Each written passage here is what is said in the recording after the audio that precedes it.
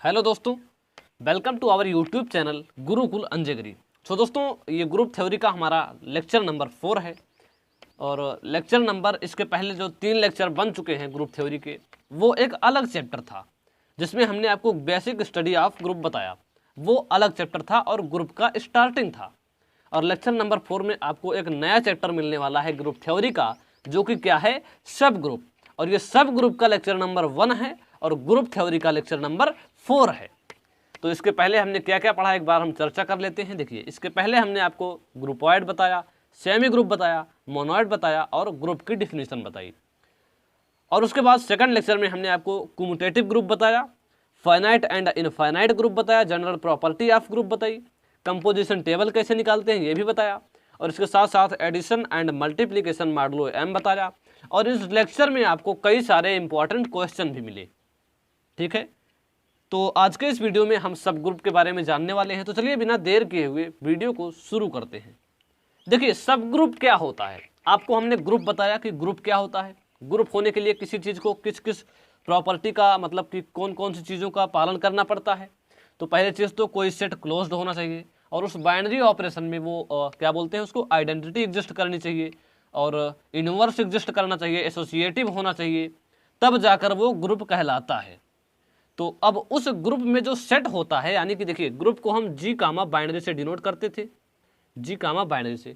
यानी जी हमारा क्या होता है, जी होता है ग्रुप, और किस बाइनरी ऑपरेशन के लिए, जो यहाँ पर दिया रहेगा, इस बाइनरी ऑपरेशन के लिए ये क्या कहलाएगा, ग्रुप कहलाएगा।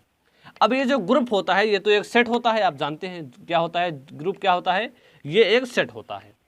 अब हम इसी सेट से एक सबसेट लेते हैं। मतलब जैसे मान लेते हैं किसी सेट में जी में क्या क्या है, 1 2 3 4 5 6 तक है। ठीक है, अब हम इसी का एक सबसेट लेंगे। सबसेट का मतलब क्या होता है, इसी ग्रुप के कुछ एलिमेंट निकाल लो और उसका एक अलग सेट बना दो, उसको हम बोलते हैं सबसेट। ठीक है, उसको हम क्या बोलते हैं, सबसेट बोलते हैं। तो अब उसी सबसेट अगर हमारा ग्रुप कहलाएगा इस बाइनरी ऑपरेशन के लिए, तो अब हम उसको क्या बोल देते हैं, सब ग्रुप बोल देते हैं। क्या बोल देते हैं, सब ग्रुप। ठीक है, जैसे मान लेते हैं हमारे पास कोई ऑपरेशन क्या है, मान लेते हैं हमारे पास कोई ग्रुप जी कामा प्लस है, मतलब कि मल्टीप्लिकेशन एडिशन के लिए, कोई बाइनरी ऑपरेशन के लिए आपको एक ग्रुप दिया गया है जी। अब इस ग्रुप कोई सेट है, तो इस सेट का हम एक उपसेट मान लेते हैं, क्या है, यस। इस सेट का कोई उपसेट क्या है, यस है। और यस जो होगा वो एडिशन बाइनरी ऑपरेशन के लिए अगर ग्रुप कहलाएगा, तो उसको हम क्या बोल देंगे, इस ग्रुप का ये क्या है, सब ग्रुप है। क्या है, सब ग्रुप, इस ग्रुप का ये सब ग्रुप है। अगर ये जो यस है ये इसमें मिलना चाहिए, जी के अंदर होना चाहिए, मतलब जी का एक ये सबसेट हो। ठीक है, बाइनरी ऑपरेशन सेम सेम रहेगा। तो हमको क्या, हम क्या कहेंगे कि यस कामा, मतलब ये जो यस ग्रुप दिया गया है ये इस ग्रुप के लिए क्या है, सब ग्रुप है। क्या है, सब ग्रुप है। चलिए हम डिफिनीशन देख लेते हैं एक बार कि डिफिनीशन क्या होती है। देखिए, a non empty set H of a group G is called a subgroup, is called a subgroup of जी। क्या है डिफिनेशन, ध्यान से समझिए। A non empty set H, non empty set H of a group G, मतलब एक set जो है H, ये किसका है, ग्रुप जी का है।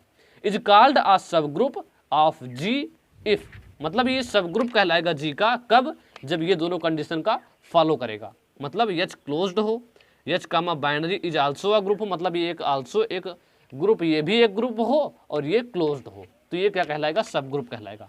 ठीक है, आई होप आपको सब ग्रुप तो समझ में आ गया होगा। सब ग्रुप भी एक प्रकार का ग्रुप ही है, लेकिन जो उसमें सेट होता है वही सेट जो होता है, जैसे कि ग्रुप में सेट जी होता है और सब ग्रुप में जो सेट होता है एच, ये इसी जी से बिलोंग करता है, इसी जी के अंदर के कुछ एलिमेंट एच में रहते हैं। तो ये होता है हमारा सब ग्रुप। ठीक है, चलिए अब आगे बढ़ते हैं। अब देखते हैं प्रॉपर और इम्प्रॉपर सब ग्रुप क्या होते हैं। सब ग्रुप तो आप समझ गए, तो अब कुछ इसके टाइप्स भी देख लीजिए। प्रॉपर एंड इम्प्रॉपर सब ग्रुप क्या होता है, ध्यान से समझिएगा। प्रॉपर और इम्प्रॉपर होता क्या है, ध्यान से देखिए। Every group of order 1, order greater than 1, मतलब कोई भी ग्रुप हो और उसका, उसके प्रत्येक एलिमेंट का जो ऑर्डर हो वो एक से बड़ा हो। अब ऑर्डर क्या होता है हम अभी आपको थोड़ा 2 मिनट में बता देंगे लास्ट लेक्चर में, तो अभी आप ऑर्डर पे कंफ्यूजन बिल्कुल भी मत होइएगा कि ऑर्डर क्या होता है। अभी आपको ऑर्डर तुरंत के तुरंत देखने को मिल जाएगा, तो अभी आप यहाँ पर समझते चलिए खाली। एवरी ग्रुप ऑफ ऑर्डर 1, मतलब जिसका ऑर्डर एक से बड़ा हो, हैज एटलीस्ट 2 सब ग्रुप्स। 2 भैया ये वाला नहीं रहेगा यहाँ पर, TWO मतलब 2। टू सब groups which R G itself, मतलब जैसे कोई हमारे पास ग्रुप है जी, अब ये ग्रुप जो होगा इसका सबसेट, जैसे कोई सेट होता है 1 2 3 4, ये कोई हमारे पास सेट है, ठीक है। अब इस सेट का एक सबसेट जो होगा, यस भी तो होगा, यस भी तो एक सबसेट होगा कि नहीं होगा, जरूर होगा, यस भी इसका एक सबसेट माना जाता है, ठीक है। तो एक तो जी खुद होगा इसका ग्रुप, एक सब ग्रुप जो होगा वो एक तो जी खुद ही होगा, और दूसरा क्या होगा, इसके अंदर एक आइडेंटिटी एलिमेंट एग्जिस्ट करेगी, जैसा कि हमने आपको बताया कि ग्रुप तभी कहलाएगा जब उसके अंदर आइडेंटिटी एलिमेंट एग्जिस्ट करे। तो इसमें आइडेंटिटी एलिमेंट एग्जिस्ट करेगा, ठीक है। तो जो उसका आइडेंटिटी एलिमेंट एग्जिस्ट कर रहा है उसको केवल अगर हम एक सेट मान लें, मतलब जैसे कि जी में 1 2 3 4 तो होगा ही, मतलब 1 और 0 तो रहेगा, चूंकि ये आइडेंटिटी एलिमेंट है तो दोनों में से एक का होना फिक्स्ड है, और दोनों में से अगर एक कोई भी नहीं है तो वो ग्रुप नहीं कहलाएगा, ठीक है। यानी 0 1 उसमें कंपलसरी है कि किसी भी ग्रुप में 0 और 1 हमेशा रहता है, ठीक है। देखिए 1 हो गया और 0 हो गया, ठीक है। तो हम मान लेते हैं कि 1 को हम एक अलग सबसेट मान लेते हैं, जी का एक सबसेट 1 भी तो होगा, होगा कि नहीं होगा, जरूर होगा। तो एक अलग सबसेट मान लेते हैं, और अगर ये हमारा ग्रुप कहलाएगा तो इसको हम क्या बोलेंगे, सब ग्रुप। क्या कहलाएंगे, क्या बोलेंगे, सब ग्रुप है ये किसका, जी का, ठीक है।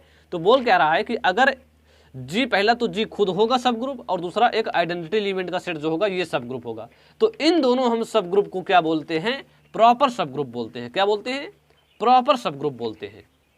नहीं प्रॉपर नहीं भैया, इम्प्रॉपर लिखा है। क्या बोलते हैं इसको, हम इम्प्रॉपर सब ग्रुप बोलते हैं, ठीक है। इम्प्रॉपर सब ग्रुप बोलते हैं हम किसको, जी को और उसके आइडेंटिटी एलिमेंट वाले सेट को।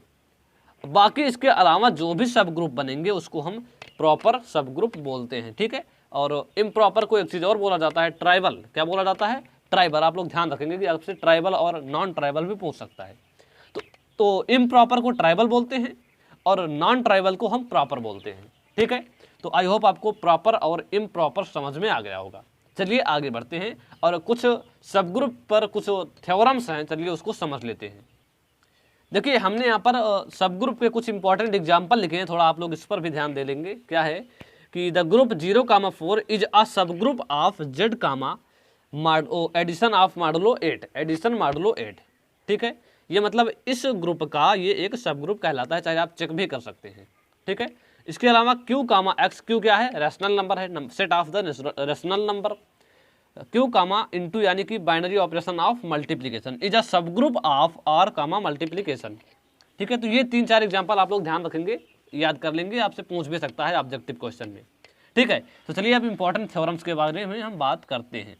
पहला थ्योरम जो है वो क्या है, if H is a subgroup of G, if H is a subgroup of अ जी, ठीक है। मतलब कि किसी ग्रुप का एच क्या हो, एक सब ग्रुप हो, तब ये 3-4 कंडीशन दिए गए हैं, आप इसको याद रखेंगे कि ये सारी कंडीशन होंगी। क्या होगा, देखिए अगर एच किसी जी का, अगर एच किसी ग्रुप का सब ग्रुप है तो the identity of H is the same as G, मतलब जो आइडेंटिटी जी में रहेगा वही एच में भी रहेगा।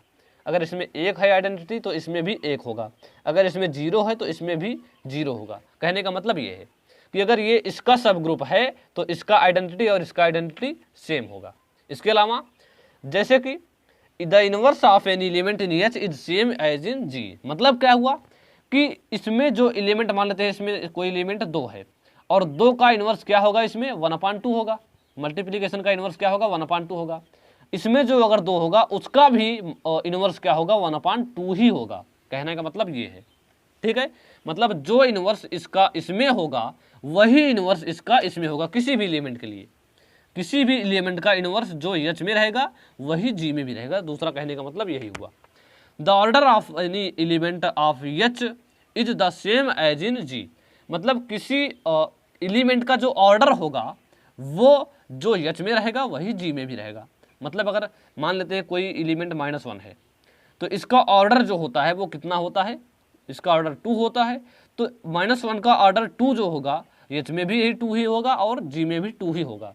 ऐसा नहीं है कि इसमें -1 का ऑर्डर एच में 2 है तो जी में क्या हो जाए, 3 हो जाए, ऐसा नहीं होगा, ठीक है। जो इसमें रहेगा वही उसमें भी रहेगा। आई होप आपको थ्योरम 1 समझ में आ गया होगा। हालांकि इसका प्रूफ भी आता है, लेकिन आपका क्वेश्चन, आपका जो पेपर होने वाला है वो ऑब्जेक्टिव आएगा, तो आपको प्रूफ जानने की ज़रूरत नहीं है। तो आप थ्योरम थोड़ा थोड़ा याद रखेंगे बस, ठीक है। अब थ्योरम नंबर 2 जो है आप देखेंगे, 2 क्या है, द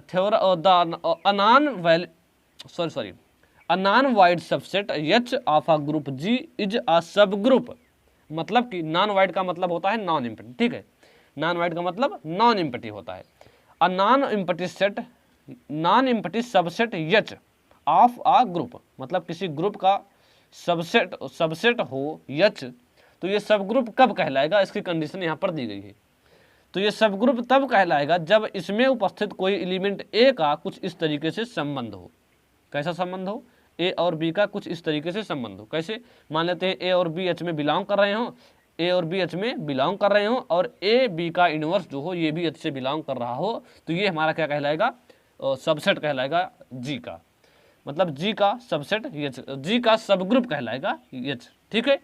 आई होप आपको ये भी समझ में आ गया होगा थ्योरम नंबर 2। जैसे कि आपको ग्रुप चेक करने के लिए, सब ग्रुप चेक करने के लिए काफ़ी सारे कंडीशंस फॉलो करने पड़ते हैं, जैसे existence of identity, existence of inverse, तो आपको ये सब नहीं करना है। अगर ये नॉन एम्प्टी सबसेट है तो आप सीधा सीधा क्या कर देंगे, ये कंडीशन आप फॉलो करा देंगे, आपका सब ग्रुप हो जाएगा, ठीक है। चलिए अब थ्योरम नंबर 3 की तरफ बढ़ते हैं। तीसरा थ्योरम जो है वो क्या है, अ non empty finite set H of group G is a subgroup of G, मतलब कि नॉन एम्प्टी सेट वही हुआ जो नॉन वाइड सेट हमने आपको बताया। अगर ये फाइनाइट सेट निकला, जो नॉन एम्प्टी था, अब इसके साथ साथ क्या हुआ, फाइनाइट भी हो गया। अगर ये फाइनाइट भी सेट है H, अगर ये H फाइनाइट सेट भी है, तो ये G का सब ग्रुप तब कहलाएगा जब A और B H से बिलोंग कर रहे हों और B A into be also H से बिलोंग कर रहे हों, ठीक है। मतलब A इंटू बी अगर आप जो करते हैं जो आता है वो भी H में हो, A और B आल्सो H में हो, तो ये आपका थ्योरम नंबर 3 भी क्लियर हुआ, ठीक है। ये थ्योरम आप लोग याद रखेंगे, ये आपको क्वेश्चन में बहुत ही मदद करेंगे। अब चलिए अगला थ्योरम जो है वो आप देख लेते हैं। अगला थ्योरम क्या है, चौथा थ्योरम है, if H is a subgroup of the group G then H inverse is equal to H but the converse is not true. कहने का मतलब क्या है, देखिए, अगर H किसी ग्रुप का सब ग्रुप है, H किसी ग्रुप का सब ग्रुप है, तो H inverse is equal to H होगा, मतलब कि किसी एलिमेंट का जो इनवर्स होगा वो उसके बराबर होगा, ठीक है। H का इनवर्स जो होगा वो H के बराबर आएगा। हालांकि ये थ्योरम थोड़ा मतलब किसी काम का नहीं है, ये बहुत कम पूछा जाता है, ये आता होता नहीं है जल्दी पेपर में। जो इंपॉर्टेंट थ्योरम है वो ही हमने यहाँ पर लिए हुए हैं, बहुत सारे थ्योरम हमने छोड़े भी हैं, हालांकि इसको मैंने लिख लिया है, बाकी इसका कोई बहुत ज़्यादा यूज़ नहीं होगा आपके क्वेश्चन में, ठीक है। तो चलिए थ्योरम नंबर 5 की तरफ बढ़ते हैं। पाँचवा थ्योरम जो है वो आप थोड़ा ध्यान से देखेंगे, इंपॉर्टेंट थ्योरम है। क्या है, the intersection of any two subgroup of G, the intersection of any two subgroup of G, ठीक है, इज आल्सो आ सब ग्रुप ऑफ G। जैसे मान लेते हैं कि G के कोई दो सेट हैं H1 और H2, तो हम करेंगे क्या, दो सब ग्रुप हैं क्या, H1 और H2, तो हम H1 और H2 का जो इंटरसेक्शन निकालेंगे तो हमारे सामने एक और सेट निकल कर आएगा, तो ये जो सेट होगा ये भी सब ग्रुप होगा G का। कहने का मतलब यही है, ठीक है। H1 और H2 का जो इंटरसेक्शन करेंगे तो जो सेट आएगा ये भी G का सब ग्रुप ही होगा। लेकिन क्या कि H1 अगर हम यूनियन H2 करते हैं, H1 यूनियन H2 करते हैं, मतलब दोनों सेट का यूनियन करते हैं, तो जो सेट आएगा ये जरूरी नहीं है कि सब ग्रुप हो, जरूरी हो भी सकता है नहीं भी हो सकता है। तो ये था थ्योरम नंबर 5। चलिए थ्योरम नंबर 6 की तरफ बढ़ते हैं। छठवां क्या है, छठवां थ्योरम है कि if H1 and H2 are two subgroup of a group, मतलब ये H1 और H2 किसी ग्रुप के दो सब ग्रुप हैं, then the product of these H1 and H2, देखिए इसका जो प्रोडक्ट होगा, मान लेते हैं G के कोई दो सबसेट हैं H1 और H2, अब इनका जो प्रोडक्ट होगा वो दो तरीके से हो सकता है, एक तो H1 इंटू H2 और दूसरा H2 इंटू H1। अब इनका जो प्रोडक्ट होगा ये सब ग्रुप होगा कि नहीं, तो एक इसको कैसे चेक करेंगे, अगर H1 इंटू H2 और H2 इंटू H1 दोनों बराबर आ गए तो ये दोनों इस G के सब ग्रुप होंगे। ये थोड़ा जो वर्ड हम बोल रहे हैं थोड़ा ध्यान से सुनिएगा, वर्ड अगर ध्यान से नहीं सुनेंगे तो आपके ये हवा लगेगा, आप उसको समझ में नहीं पाएगा, ठीक है, आपके बिल्कुल भी समझ में नहीं आएगा। वर्ड को ध्यान से समझिए, बार बार वीडियो को पीछे कर करके बैक कर करके 10-10 सेकंड फिर से सुनिए, तब आपके जाकर ये समझ में आएगा। और अपनी कॉपी और पेन पर लिखते चलिए, जो हमने यहाँ पर लिखा हुआ है उसको ध्यान से पढ़िए और कई बार पढ़िए, तब जाकर आपके ये समझ में आएगा, ठीक है। तो हमने क्या बताया कि H1 और H2 का जब हम प्रोडक्ट करते हैं, गुणा करते हैं, अगर H1 इंटू H2 और H2 इंटू H1 दोनों बराबर आते हैं तो ये दोनों ही आपके सब ग्रुप कहलाएंगे। अगर बराबर नहीं आता है तो दोनों में से कोई भी आपका सब ग्रुप नहीं कहलाएगा। ठीक है, इतनी चीज समझ में आई। अब थ्योरम नंबर 7 की तरफ भी बढ़ जाते हैं। थ्योरम नंबर 7 आपके सामने है, क्या है आप देख सकते हैं।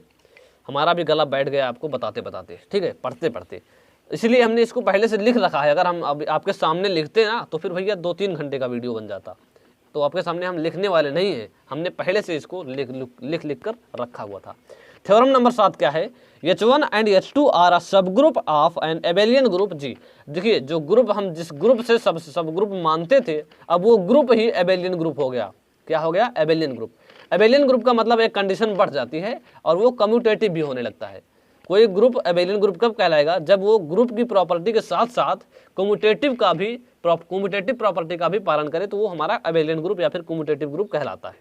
ठीक है, तो यानी H1 और H2 क्या हैं, दो सेट हैं एबेलियन ग्रुप के, दो सब ग्रुप हैं एबेलियन ग्रुप के। ठीक है, तो H1 इंटू H2 क्या होगा, एक सब ग्रुप होगा। अगर ये एबेलियन ग्रुप के सेट हैं तो H1 इंटू H2 क्या होगा, एक सब ग्रुप होगा। ठीक है, तो एबेलियन ग्रुप की खासियत क्या होती है कि एबेलियन ग्रुप के जो दो सेट लेते हैं हम, एबेलियन ग्रुप मान लेते हैं G है कोई, और इसके दो सब ग्रुप कौन हैं, H1 और H2। तो H1 H2 की खासियत ही यही होती है कि H1 इंटू H2 हम जब करते हैं तो ये H2 इंटू H1 के बराबर आता है, इसीलिए ये क्या हो जाते हैं, सब ग्रुप हो जाते हैं G के। ठीक है, आई होप आपको थ्योरम नंबर 7 भी समझ में आ गया होगा। चलिए अब थ्योरम नंबर 8 की तरफ बढ़ते हैं। देखिए अब इसके अलावा हमको कोई भी थ्योरम इंपॉर्टेंट नहीं लग रहे थे, सो हमने थ्योरम को यहीं पर खत्म कर दिया। ठीक है, 7 थ्योरम हमने आपको बताए और वही 7 में से आपको पूछे भी जाने हैं। देखिए हमने आपको अभी बताया था कि एक चीज़ की ऑर्डर आप कैसे निकालते हैं, ये कैसे हम पता करेंगे। तो हमने सीधा सीधा यहाँ पर क्वेश्चन ही ले लिया है कि ऑर्डर कैसे निकालते हैं। तो ऑर्डर हम निकालते कैसे हैं, देखिए find the order of each element in multiplicative group. Multiplicative group का मतलब होता है G कामा मल्टीप्लीकेशन का साइन। ठीक है, मल्टीप्लीकेटिव का ग्रुप है।